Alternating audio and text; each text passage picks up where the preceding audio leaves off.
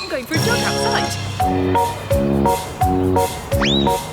But have you noticed that different animals move in different ways? Birds flap their wings, and fish use their fins and tail to move. But what about animals that don't have feet, wings, or fins? Like this snail. But do you know how a snail moves? Let's find out. How does it work?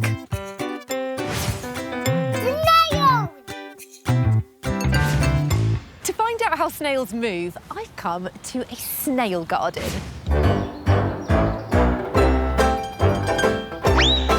This is Chris, and it's his job to look after the snails. He's going to show us a few different types of snails so we can find out how they move. Some snails are really small, like this one. It's called a pond snail, and that's because they live in ponds. And some snails are really, really big, like this giant African land snail. Whoa! It's almost as big as my hand. Now, here's a snail you might have seen before. It's called a garden snail. And garden snails like to live in wet, muddy places like this. Listen to the sound my feet make in the mud. It's really squelchy. Let's get a closer look at this garden snail. Snails have 4 tentacles, 2 to see with and 2 to smell with. And they have a hard, round shell. This protects the snail's soft body. This part of the snail is called its foot. And can you see this slimy trail? Well, that slimy stuff is called mucus, and the snail uses it to help it glide along. But how does the foot and the mucus work together to help the snail move? To find out, I think we need to take a closer look. When a snail moves, it uses lots of muscles inside the foot to push itself along. In the foot is a gland that makes mucus. The mucus makes the surface slippy, which makes it easier for the foot to move along because there is less friction. Born with a shell on its back. It's called a protoconch, and it's very soft. The shell needs calcium from food to make it strong. As the snail grows, so does the shell. The new shell pushes the old shell along and becomes harder, making a spiral. The hard shell protects the snail's body and the organs inside. The heart, the lungs, and the stomach. When the snail sees danger, it hides inside the shell and only comes out when it's safe again, before sliding along on its way.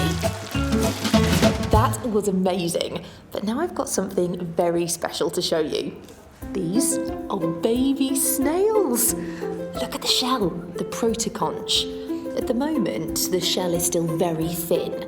That's because the snail hasn't eaten lots of food with calcium in it yet to make the shell hard. And can you see the slippery mucus underneath the baby snail's body? When something's slippery, we say that it has less friction. A bit like this. If I rub my hands together, friction stops them from moving too quickly. But if I add some hand lotion, look, the slippery lotion makes it much easier to move them back and forward, just like the snail's foot and the slippery mucus help the snail to move forward. But to understand how the foot and the mucus work together, I think we should use one of my special cameras. Chris has put a garden snail on a clear sheet, and I've attached this to my special camera. It's called a probe lens, and it's going to help us see underneath the snail's foot in more detail. Okay, Chris. Wow, that is all of the mucus, and I can see it there. Whoa. It makes the surface slippery, so it's easier for the snail to glide along. This is incredible.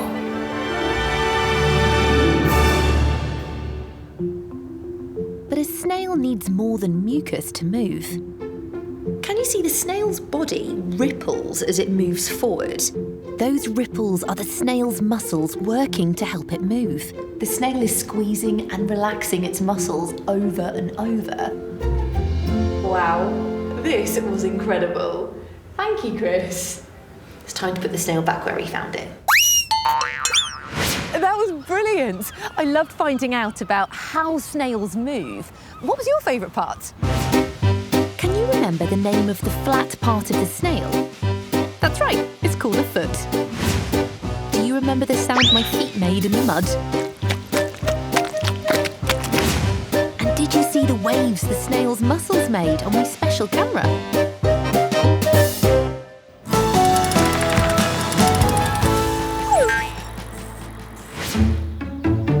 How a snail moves was really interesting.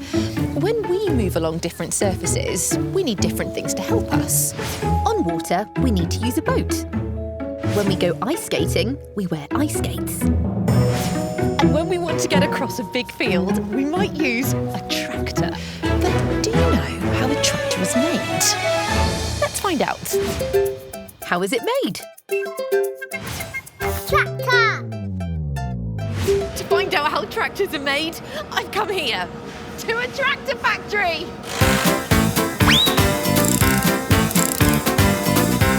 Wow, there are so many machines here. It is really busy. Can you believe they make a tractor every 4 minutes? That's the same as 15 tractors every hour. Tractors do lots of clever jobs. Some pull big ploughs to get the fields ready for planting seeds. This tractor helps to collect potatoes. Look at this tractor. It's lifting up recycling bins. Today, the factory are making a huge blue tractor, just like this one. Wow, look at the size of it. And look how big those wheels are. They're massive. So how do they make a tractor that's this big? The first part we need to make a tractor is this. It's called a transmission. A transmission makes sure the right amount of power goes to the wheels so the tractor can move faster or slower. But the transmission is really heavy, so they use a crane to lift it up and put it on one of these. It's called an AGV, an auto-guided vehicle. It's controlled by a computer and moves around automatically. It drives itself. Off it goes. There are lots and lots of AGVs carrying things around the factory. Can you see the orange flashing lights? They are to warn people that it's moving. They look so funny moving around by themselves. The transmission is brought to this bay, where an engine is fitted to it and it slides on perfectly. This is the next part to be fitted. It's called a front axle. You see, it's got 2 metal discs. 1, 2. What do you think this might be used for? That's right, it's where the wheels are going to be attached. The front and back axles are then connected to the engine and transmission, and altogether, it's now called the chassis. This is the base of the tractor. The chassis gets lifted up onto this huge line of moving chassis. It's like a fun ride, but for tractor parts. I'm going to call it a chassis coaster. So we can take a ride on the chassis coaster. Sue is attaching one of my special time-lapse cameras so we can see what happens really quickly. Ready to go? Whoa! Look how big this factory is. It's huge. Can you see the people working on the chassis? They're fitting parts to help the engine move the wheels. The chassis coaster has stopped. And now we're off again. There's over 3,000 parts in a tractor that need to be added. A tractor is used to pull and lift really heavy things. And to do that, this part is added. It's called a front linkage, and it helps the tractor to lift things at the front. This linkage connects to forks to help the tractor lift big bales of hay. Next, the chassis queue up here, ready to get spray painted by robots.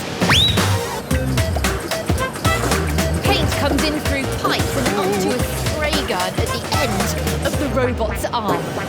Can you see how quickly they're working? The robots are painting the first coat. It's called primer. Look at the robots. It's like they're doing some kind of dance. Can you dance like a robot?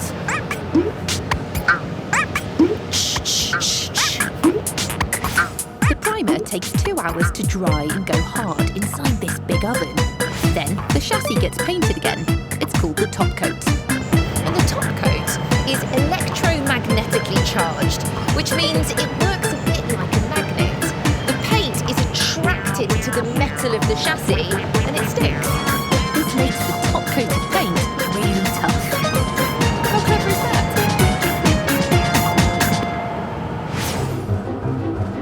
After another visit to the oven to dry the top coat, the chassis moves on to the assembly line. And one of my special cameras has been attached, so we can take it for another ride. Look, now they're adding lots of electrical wires to the chassis. They'll help the tractor parts work together. It's like a giant 3D jigsaw puzzle. The chassis is now ready for the exciting part. The tractor cabs. This is where the driver sits. Wow, the cab is lowered onto the chassis and then it's fixed in place using bolts.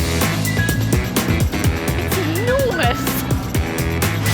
It's really starting to look like a tractor now. And here's the bonnet. That will cover the engine.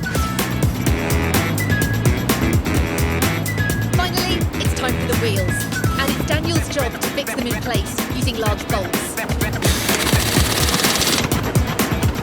Doesn't it make a great sound?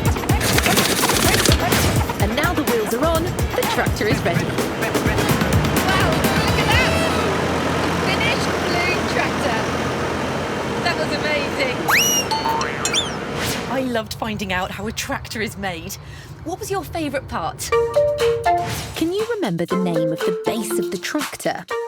That's right, it's called the chassis. Did you hear the drilling sound when the wheels were fixed on? And did you see lots of people adding parts to the chassis when we rode the chassis coaster? Whoa! So the next time you see a tractor moving around with its huge wheels, you'll know how it was made. And now you know how a snail moves along the ground.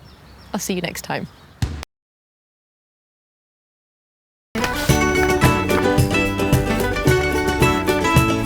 Hello, I'm Maddie, and today, cleaning the windows at home. There we go. That looks great. With my little step, I can reach the top of the window safely. But how do you think we clean the windows on a really, really tall building? Like this one. Wow!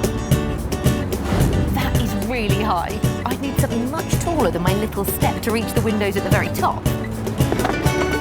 Something like this. Look how high it is! That is a window cleaning cradle. But how does the window cleaning cradle get all the way up there, and how does it help the window cleaners? Do you know how a window cleaning cradle works? Let's find out. How does it work? Window cleaning cradle. Can you guess where I am? That's right, I'm on the roof of the building. You must never go onto a roof of a building without a grown-up, but I've got special permission to be up here.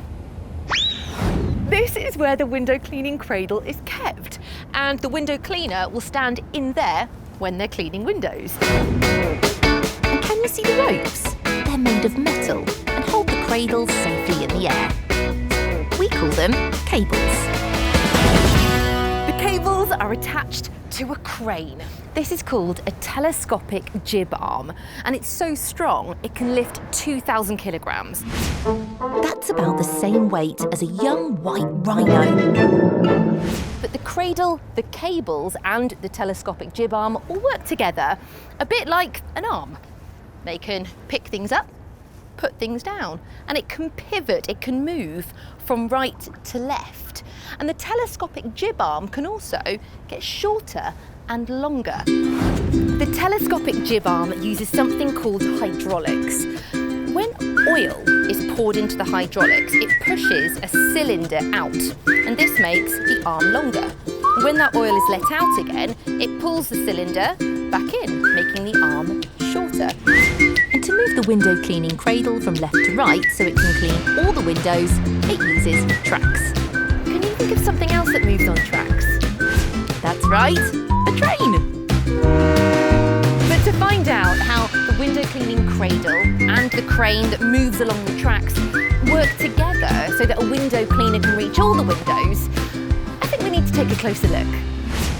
Inside the crane is a winch, which is fixed to the window cleaning cradle by metal cables. The window cleaner presses a button, which makes the winch turn, winding the long metal cable onto it, and lifting the window cleaning cradle off the ground.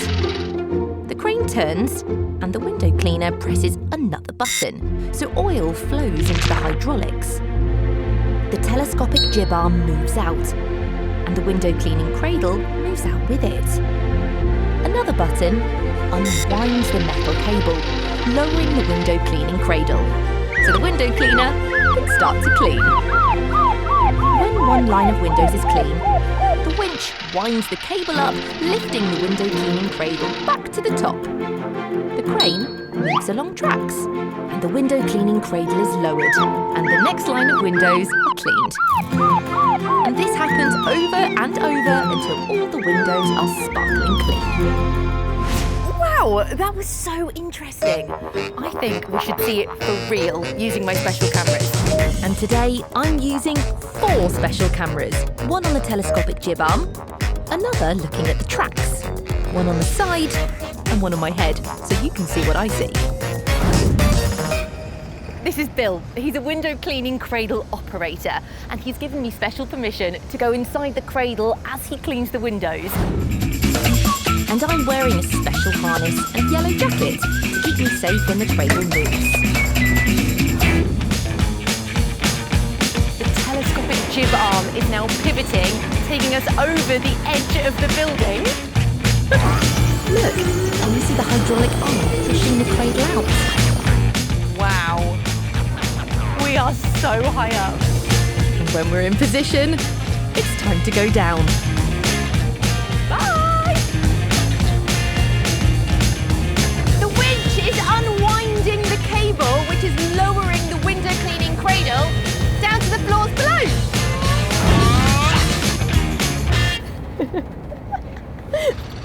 Now the cradle's been lowered to the right position, Bill can clean the windows.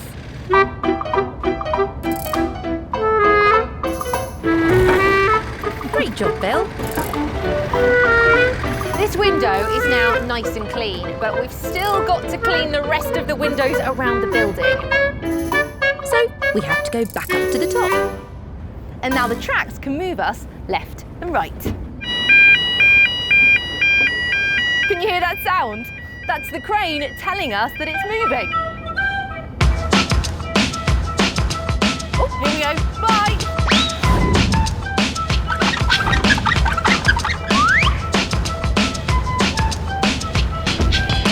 That was brilliant! I loved finding out how a window cleaning cradle works. What was your favourite part? Do you remember the name of the metal ropes that carry the window cleaning cradle? That's right, we call them cables. Did you hear the sound the crane made when it moved along the tracks?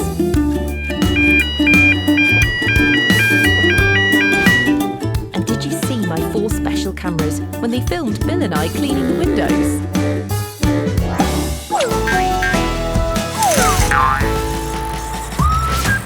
When it's really sunny, tall buildings like this one and all of those cast big dark shapes.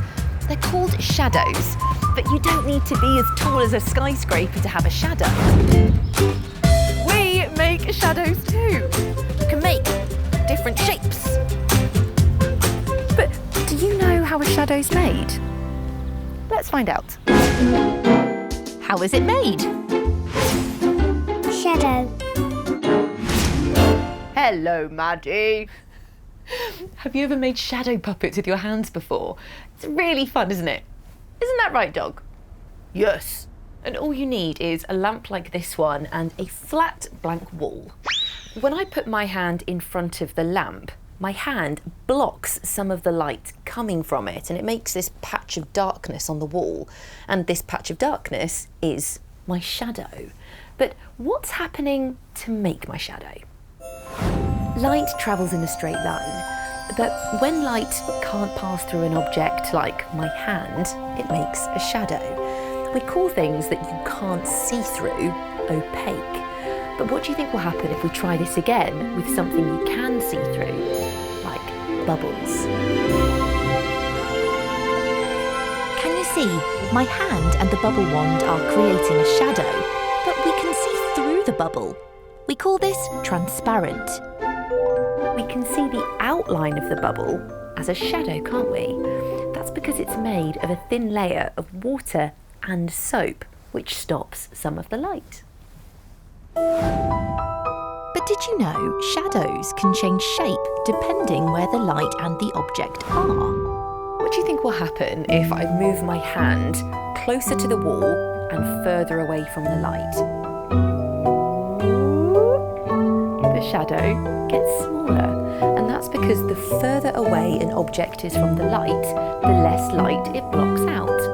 So, what do you think will happen if I move my hand closer to the light? Do you think the shadow will get bigger or smaller? Let's see. That's right, it gets bigger. And that's because the closer the object is to the light, the more light it blocks out. Shadows can also change size and shape if the light moves.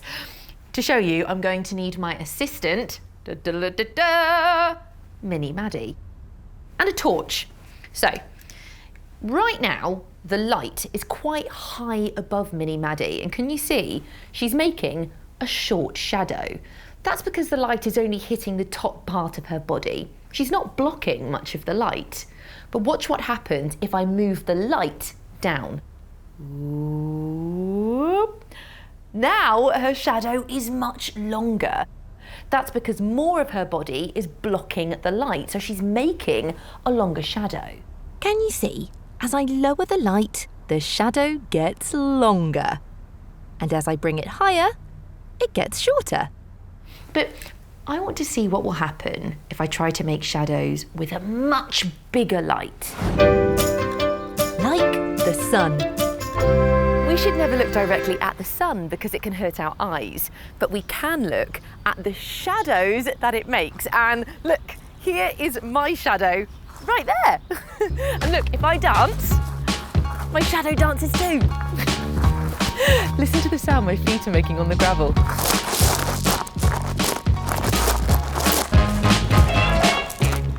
The light has travelled nearly 100 million miles from space. That's a really, really long way. And on that long journey, nothing has got in the way of the light till it reached this garden, when I got in the way and have made this shadow. But our planet, planet Earth, is always moving, so our shadows change their size and shape. And to show you what this looks like, I'm going to use my special time-lapse camera. It lets me film things that take a really long time, but when we watch it back, it will look as if it's happening much quicker.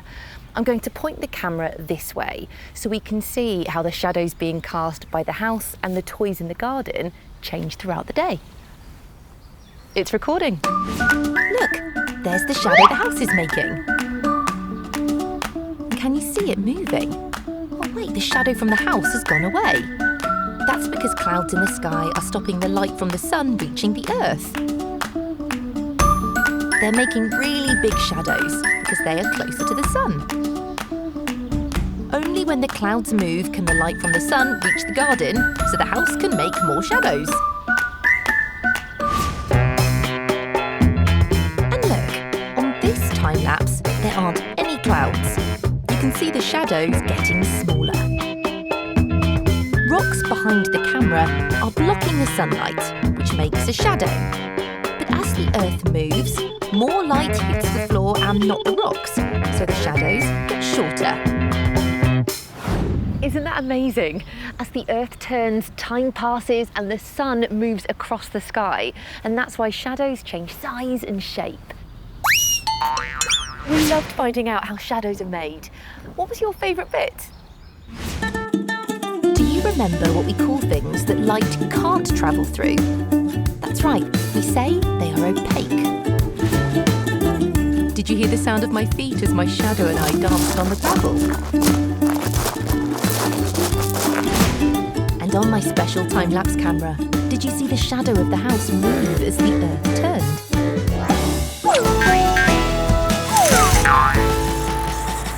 So the next time you're out for a walk and you see your shadow, you'll know how it's made by blocking out the light from the sun. And the next time you see someone high up in a building cleaning windows, you'll know how the window cleaning cradle works to help them clean the window safely. Right, I'm off to clean some more windows. I'll see you next time. There are lots of things